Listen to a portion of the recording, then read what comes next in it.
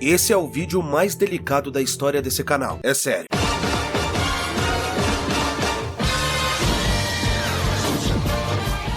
Jojo é uma franquia incrível. A história da linhagem da família Joestar a cada dia conquista mais e mais pessoas, mas Jojo poderia ter sido completamente arruinado há alguns anos, por um detalhe um tanto sutil, mas esse detalhe fez até o governo japonês se pronunciar, porque o problema foi muito grande mesmo. O que fez Jojo se meter nessa enrascada? Uma religião. Acredite, isso poderia ter trazido perigo para todo o futuro do Japão, e essa é de longe a maior polêmica que Jojo já se meteu. Mas antes de começarmos, não se esquece do protocolo LIS, like, inscrição e sininho. Deixa o orororá nesse like. Quando você deixa o protocolo LIS, você ajuda a espalhar a cultura de Jojo pelo nosso Brasilzão. Ajuda a disseminar a cultura de homens afeminados com encostos super poderosos. E você já sabe, né? Se você quiser colecionar os mangás de Jojo, na descrição e no comentário fixado, eu deixei links para vocês adquirirem de forma segura e com preço justo esses mangás. Não perde essa chance. Meu nome é Otávio Reis, conhecido como o gordinho mais gostoso vivo. E me segue lá no Instagram, @OttoAnisong. E você tá no canal Jojo99. Todos sabemos que Jojo faz até hoje muitas alegorias a religiões, principalmente a religião cristã. Na parte 7 de Jojo, Steel Ball Run, temos até a presença do próprio Jesus Cristo, que acaba sendo algo essencial para a história. Inclusive, se você tiver interesse em entender melhor as inúmeras referências ao cristianismo em Jojo, tem um vídeo aqui no canal explicando cada pedacinho possível desse tema. Vale muito a pena e é um dos melhores vídeos desse canal. Apesar de muitos cristãos serem rígidos e repudiarem que sua religião seja referenciada ou até mesmo deturpada, eles não foram um problema para Jojo em nenhum momento. Eu, como cristão, fico realmente feliz que minha religião não tenha implicado com Jojo. Hoje, a gente vai falar sobre como outra religião fez com que a franquia Jojo se metesse em apuros, mas tudo isso se deu por conta de uma cena minúscula envolvendo Jill e Hal Horse. Apesar de a versão animada mais conhecida de Jojo ter sido lançada em 2012, antes disso, durante os anos 90, um estúdio de animação chamado A3P havia produzido outra adaptação de Jojo, os famigerados OVAs de Stardust Crusaders. A história desses OVAs cobriam a história da parte 3 de uma forma bem resumida, pois tinham apenas 13 episódios e muitos momentos acabaram sendo cortados do anime, provavelmente por questões de orçamento. A polêmica toda aconteceu durante o episódio 6 desse conjunto de OVAs, numa cena que você provavelmente lembra quando assistiu no anime da parte 3, a cena em que Hal Horse desafia Jill e atira no mesmo. Mas você provavelmente deve estar se perguntando, o que tem de mais nessa cena? Eu assisti ela e eu não vi nada demais? Bem, nessa cena, antes de ser atacado por Hal Horse, Jill estava lendo um livro. No mangá e no anime recente de Stardust Crusaders, essa cena não passava de um mero livro com letras completamente ilegíveis, mas nos OVAs, isso foi adaptado para um livro com escrituras em língua árabe, e a comunidade muçulmana percebeu que esse livro se tratava do Alcorão, o que seria mais ou menos a Bíblia Sagrada dos muçulmanos. Mas vocês devem estar se perguntando, nossa, como uma coisa tão simples como essa pode ter causado um problema tão grande? O problema é que a cena em questão chamou a atenção de uma parte um tanto problemática da comunidade muçulmana, os fundamentalistas islâmicos. Bom, daqui pra frente vai ficar muito mais pesado, então eu já vou falar pra vocês da melhor loja de camisetas de Jojo do Brasil. Sim, eu tô falando daqui Camisa Bizarra, que tem essa camiseta irada do Josuke, essa camiseta maneirona do Butcherati, do Jono, essa camiseta do Koichi que eu amo, tem essa com todos os Jojos e mais de 30 modelos diferentes de camiseta. Junto com o link dos mangás, eu vou deixar o link da Aqui Camisa Bizarra pra vocês acessarem. É sério, vale muito a pena.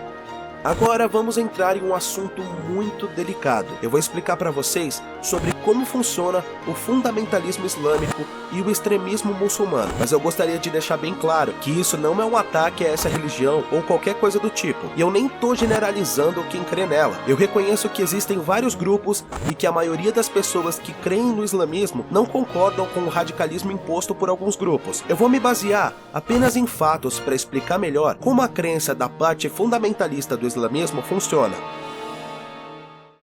Para vocês terem ideia, esse grupo não defende simplesmente uma religião, eles defendem um sistema governamental baseado exclusivamente nessa religião, o que traria a dominação do Estado, que por sua vez coordenaria todo o aspecto social baseada na Sharia islâmica. Essa Sharia islâmica também é conhecida como direito islâmico. Eu vou fazer vocês entenderem melhor, traçando um paralelo com a religião cristã, apesar de as duas religiões serem drasticamente diferentes. Imagine que o Estado inteiro é baseado nas leis da Bíblia, e as únicas pessoas que têm o direito de interpretar e opinar sobre isso são os líderes religiosos. Nesse sistema, não há distinção entre o Estado e a religião. Seria como se todas as leis da Itália fossem criadas com base na interpretação que o Papa Francisco teria da Bíblia. Inclusive, essa legislação por interpretação da Sharia e do Alcorão por líderes religiosos, poderia existir muitas variações de como essas leis são aplicadas. Não é o mesmo caso da Igreja Católica, por exemplo. Tudo que é ensinado por uma Igreja Católica é exatamente da mesma forma que é ensinado nas outras, e foi ensinado desse jeito durante séculos e séculos. Em alguns lugares que funcionam a partir da lei da Sharia, uma traição pode ser punida com a morte. Já em outros lugares, a punição pode ser mais branda, justamente por não haver um consenso sobre como essas leis devem ser realmente aplicadas, já que elas estão sujeitas à interpretação de um líder religioso. O islamismo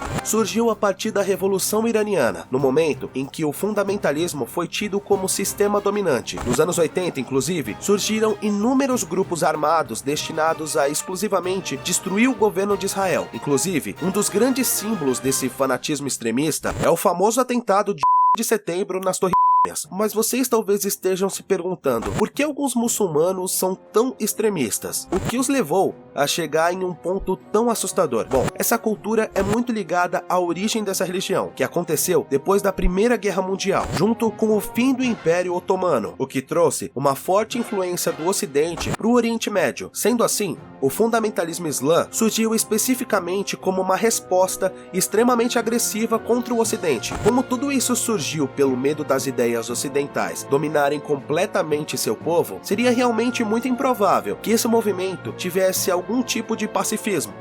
Mas afinal, o que todo esse incômodo dos fundamentalistas causou a Jojo? Primeiramente, a distribuição desse OVA foi completamente interrompida, onde os DVDs dessa animação nunca mais foram vendidos e também nunca mais houve uma distribuição legalizada desse OVA. Essa decisão aparentemente veio da própria Shueisha, a empresa proprietária da marca JoJo's Bizarre Adventure. Em segundo, o mangá de Jojo teve suas vendas interrompidas por um ano no continente americano, decisão tomada pela Shueisha e a Viz Media, que distribuía os mangás aqui no ocidente. Ainda há que o autor de Jojo teve que redesenhar algumas páginas do mangá onde haviam referências islâmicas, como essa cena do Kakyoin, que antes tinha uma mesquita atrás destruída, e depois aparece como um prédio inofensivo. Além de existirem rumores de que aquele filme perdido de Phantom Blood acabou sumindo do mapa por conta de Jojo e a Shueisha não quererem mais associação com o estúdio de animação responsável pelos OVAs, que no caso também foi o responsável pela criação desse filme. E agora vem outro questionamento: por que os Estados Unidos e outros países do mundo iriam se preocupar tanto com o boicote feito pelos muçulmanos? Tudo bem, foi uma quantidade numerosa. Para vocês terem uma noção, foram mais de 300 sites islâmicos que se pronunciaram negativamente a respeito disso, o que com certeza seria o bastante para fazer com que as distribuidoras tremessem na base. Mas será que a influência dos muçulmanos era realmente tão grande ao ponto de Jojo ser banido em diversos lugares do mundo? O que fez mesmo até a própria distribuidora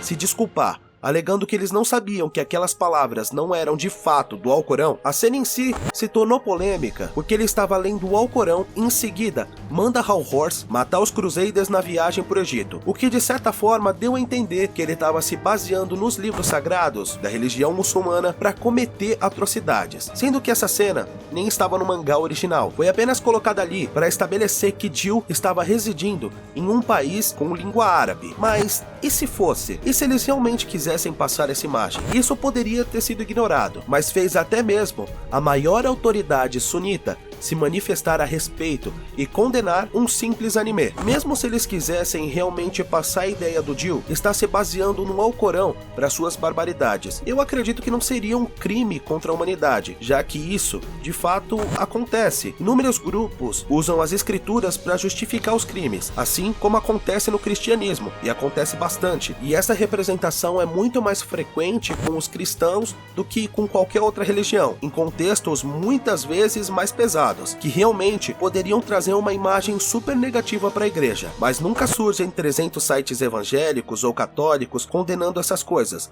No máximo, uns religiosos bem meia boca vivem dizendo que anime é coisa do demônio. E se eles realmente ficaram incomodados por serem taxados como terroristas bárbaros, a melhor forma de combater isso seria criando todo esse caos. Eles estão fazendo parecer que somos terroristas, então vamos queimar a bandeira deles e ameaçá-los, e fazer protestos para que eles vejam o quanto nós somos pacíficos. Sério, isso acaba não fazendo tanto sentido. Até porque, outra coisa que muita gente não sabe é que Jojo nem chegou legalmente nos países islâmicos. Todo o acesso que eles tiveram foi através da boa e velha pirataria. Ou seja, todos esses boicotes e processos foram destinados a um conteúdo que nem foi comercializado legalmente no país deles. Seria como se eu roubasse seu telefone e reclamasse que a tela tá trincada. Quanto mais a gente se aprofunda nisso, mais o sentido se perde. Por que a retaliação dos muçulmanos teve tanto peso nos outros países? Bom, vamos ao contexto histórico. O ano era 2008, menos de uma década depois do atentado mais famoso da história, de setembro. Os Estados Unidos sempre foram conhecidos por serem uma superpotência, e mesmo assim, o Islã teve coragem de jogar um avião e matar centenas de pessoas. Qualquer país do mundo tinha medo de se meter com esses caras. Afinal, ninguém iria querer problemas com um país que teve coragem de peitar o tio Sam. O medo foi tão grande que o próprio ministro das Relações Exteriores do Japão pediu desculpa pelos danos morais causados. Óbvio que, pela nossa perspectiva atual, parece muita loucura esse medo que os outros países tiveram de se envolver nessa briga. Naquele contexto, fazia bastante sentido. E quer saber? Talvez ainda faça. Um agradecimento especial a todos os membros do canal. Vocês ajudam o Jojo 99 a continuar existindo. Gratidão por acreditarem nesse canal. E aí, o que vocês acharam desse vídeo? Comenta aí. Não esquece, para adquirir os mangás de Jojo, o link tá na descrição. E nem perde as camisas de Jojo da Que Camisa Bizarra. Eu agradeço a vocês por estarem comigo até aqui. Vocês são massa e não fumem maconha.